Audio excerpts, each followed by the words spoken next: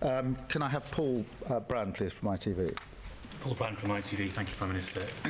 All of us, as you say, as journalists, understand the risk of contempt of court, of prejudicing a trial, but we live in a different age now, don't we, where misinformation and disinformation spreads at lightning speed online. I was in Southport on the day of the attacks. There was a short window in which information could have been released before charge, before any risk of prejudicing a trial. Why didn't you do that? And do you think it was a mistake not to provide that detail then? So this morning, Keir Starmer, he did a press conference about the Southport attacks. He told us that he is going to leave no stone unturned. He's going to do an inquiry. And he also used it as an opportunity to excuse himself for not releasing information to the public about the alleged attacker, Axel Ruda-Cabana. Now, it all sounded well and good whilst he was talking. He was explaining that he knew the information about who this guy was, but he didn't release it because the law prevented him from doing so.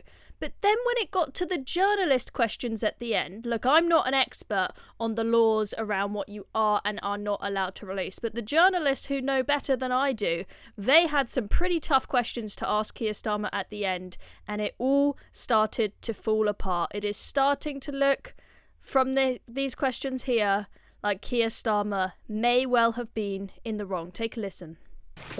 Firstly, let me address part of your... Prime Minister, sorry to labour this point, but I think it's important. All summer we were repeatedly told that the Southport attack was not terror-related, it wasn't being treated as terror-related. That wasn't true.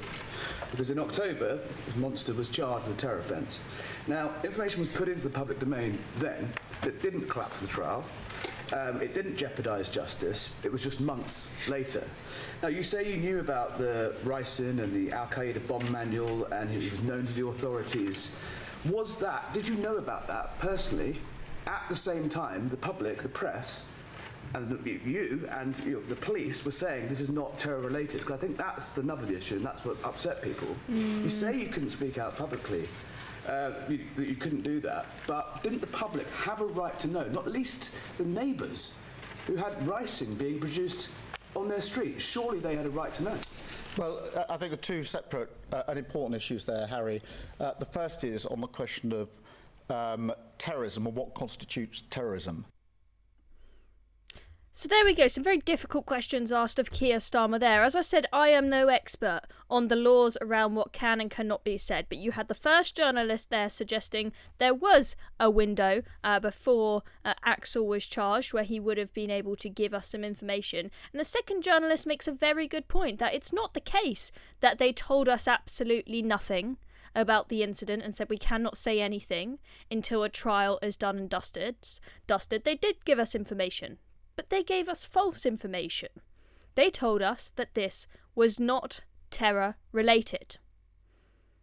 And we hear when we have terrorist attacks happen, it's not like they refuse to say whether it's terror-related. Sometimes we have to wait a few hours to find out whilst the police are figuring out who was responsible. But we're usually told that something is a terrorist attack, right? We don't have to wait months and months and months on end. We're usually told, right? Why were we told that it was not terror-related if it's the case that Keir Starmer and the authorities knew, even if they weren't allowed to tell us, but if they at least knew in secret that this person had ricin, that this person had an Al-Qaeda manual, why did they announce that it was not terror-related? Why were we told that it was, they gave us information that they gave us a photo of the boy? Why did they only give us a picture of him when he was much, much younger? Why did they tell us the information they did give us? Why did they choose to just tell us that he is sort of like a Christian boy from Cardiff? Why did they pick that information specifically rather than anything else about him?